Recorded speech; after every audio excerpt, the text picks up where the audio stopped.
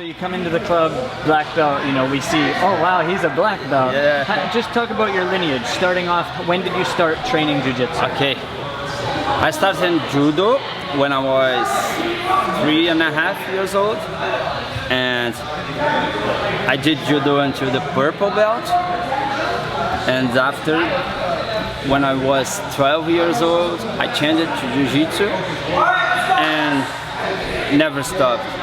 And when I was like a professional, I used to live for Jiu-Jitsu. I used to get money from Jiu-Jitsu.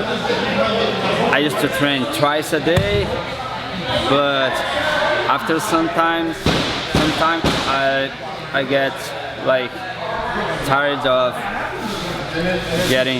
being an athlete, and it's difficult in Brazil because of money.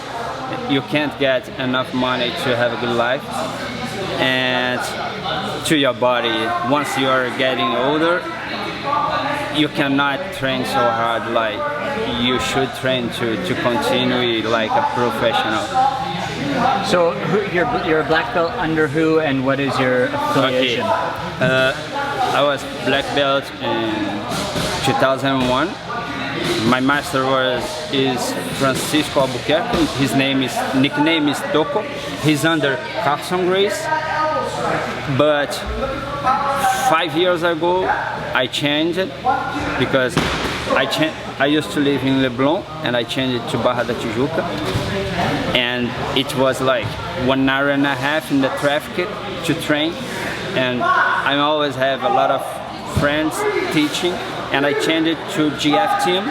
That's my team today. 5 years ago, and these days I am GF team member. And you've competed your whole life? Yeah, my whole life, always. Even in Judo, in Jiu-Jitsu, wrestling, submission, always competing, always. What is a competition and sort of a championship that sticks out the most to you? Oh, the national teams championship. We won it twice. We were 2 times national championship team, black belt. There's 2 divisions, and until 73 kilograms and higher. We were 2 times champion, and it's good because it's not only you. You depend on your team, and the friendship matters a lot in this kind of competition. What are some of the big names out there that we might recognize that you've competed against? Oh, okay.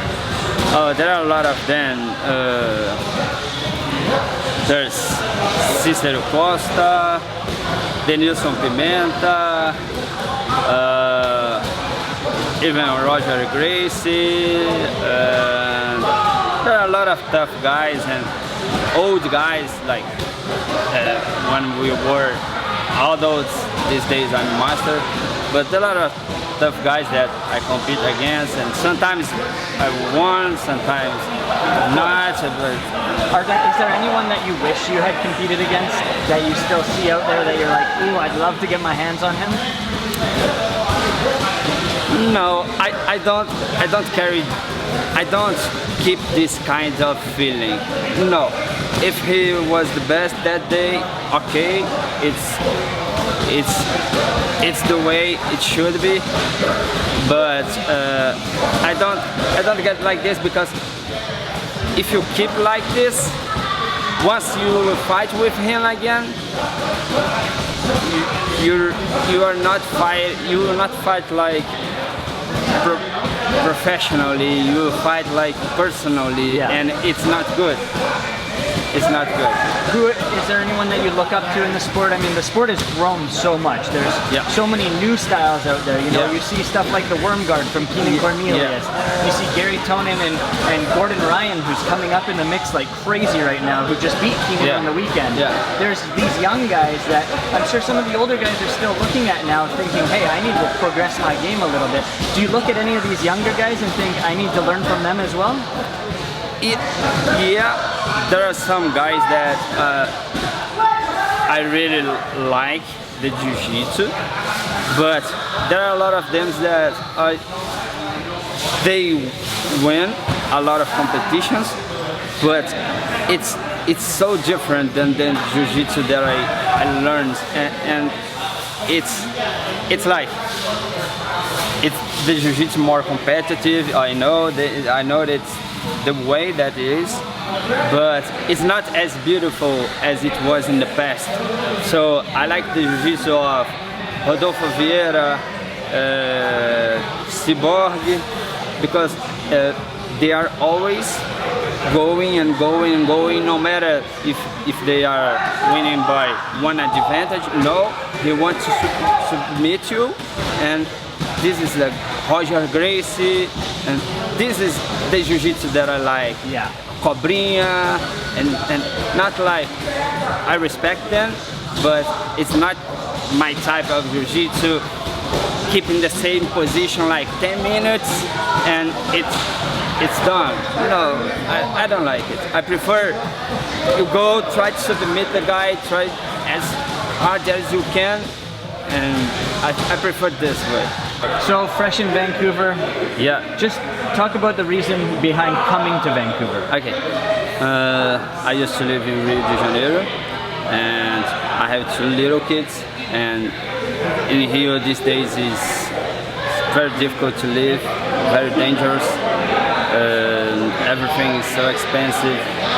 People are so unpolite, and I think that's a better place to my son and my daughter, and it's better for them, and it's better for us, better place to live. So we see you as a black belt coming in here, we automatically think you must own your own club in Brazil. That's not the case. You have a different business in Brazil. Just talk about that. Yeah. As I said, in Brazil it's very difficult to live being an athlete, being a Jiu-Jitsu teacher. There are few guys that they make money with Jiu-Jitsu in Brazil, but most of the guys don't make money. And I was tired of this kind of thing, and I did college in physical education. Then I did the postgraduate and physical education too. Then I did a master in business, and I opened a restaurant. And 6 years ago, 7 years ago, and these days I used to live for my restaurant, but I keep training. But it's better when you are not professional. You don't have so many pressure, and when you are going to compete, you can be more relaxed, and I think it's better to compete. I don't depend on that. What's the kind of business? What kind of restaurant? Okay, it's a Japanese restaurant. It's a fast food Japanese restaurant. Yeah. Nice. So finally, you're in Vancouver, you're living here in Burnaby. What's the goal overall for your time here in Canada? Yeah. We came to spend a year at least, and after a year we have to decide what to do. If we are going back to Brazil or if we are staying here. But probably we'll be here for a long time, and probably I will open my own gym. I don't know where, I don't know when, with whom, I don't know, but probably I will open my own gym, and I will try to make a lot of competition guys. I will try to learn them because I love competing, and I will try to get some competition guys. Thank you.